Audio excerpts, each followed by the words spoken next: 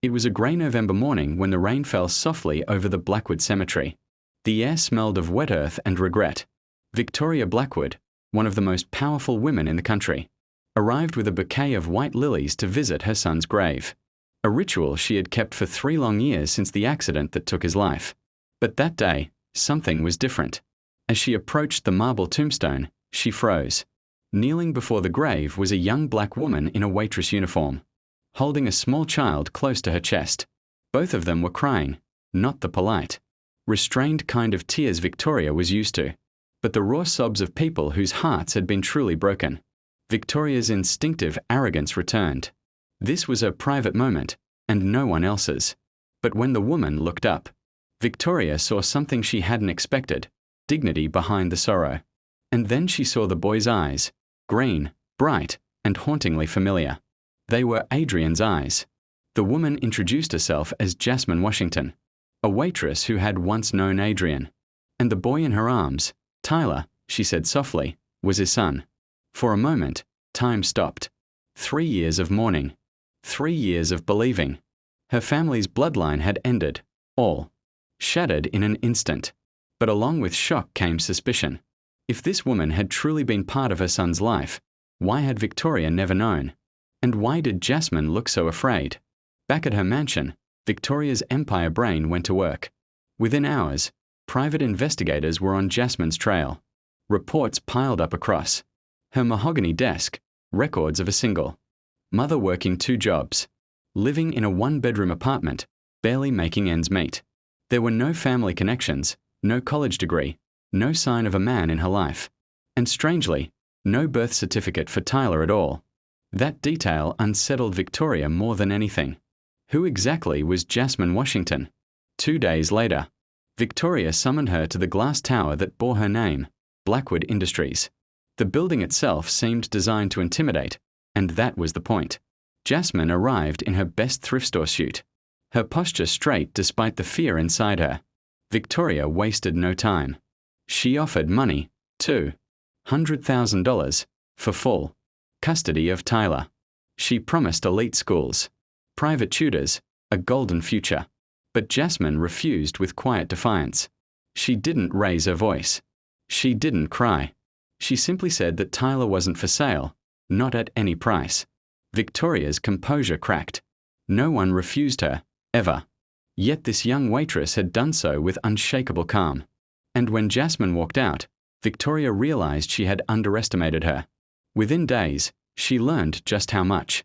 Jasmine had hired one of the most powerful law firms in the country, pro bono. The kind of firm that defended civil rights, not millionaires. They filed petitions that made Victoria's legal team panic. Suddenly, the billionaire was no longer in control. But behind the scenes, Jasmine wasn't fighting alone. Her small apartment became a war room filled with allies, a law professor, a journalist, and her aunt, a retired business law expert who had raised her after her parents died.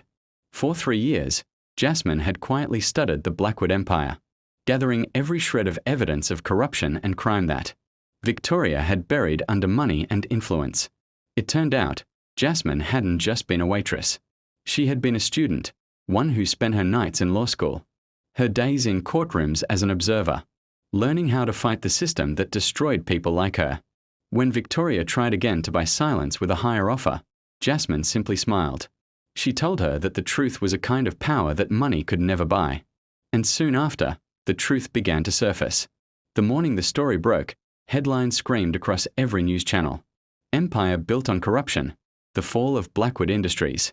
Documents, photos, recordings, everything. Jasmine's team had spent years collecting, had been handed to the press. Investigations opened overnight. Bank accounts were frozen. The mighty Victoria Blackwood, once untouchable, was now surrounded by FBI agents at her own gates. When Victoria called Jasmine in rage, demanding to know how she could do this, Jasmine's voice remained calm. "You once tried to buy my son's future," she said. "Now the price you'll pay is your past." For the first time in her life, Victoria understood what it meant to be powerless. The empire she'd built on lies crumbled around her. Not because of another billionaire. Not because of competitors.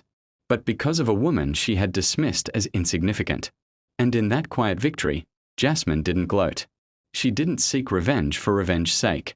She simply protected the one thing that truly mattered: her son's right to grow up free from the poison of greed and control.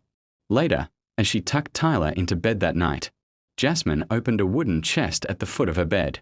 Inside were her law diplomas, letters of recommendation, and a single photograph, a picture of her, Adrian, and a fair-skinned woman smiling together, the real mother of Tyler, and the secret that explained why Jasmine had vowed to protect the boy as her own. The world would never know that part of the story. It didn't need to. Some truths were sacred, meant to be guarded, not broadcasted. And far away, in the ruins of her empire, Victoria Blackwood finally faced the cost of a lifetime of arrogance, realizing too late that not everything can be bought.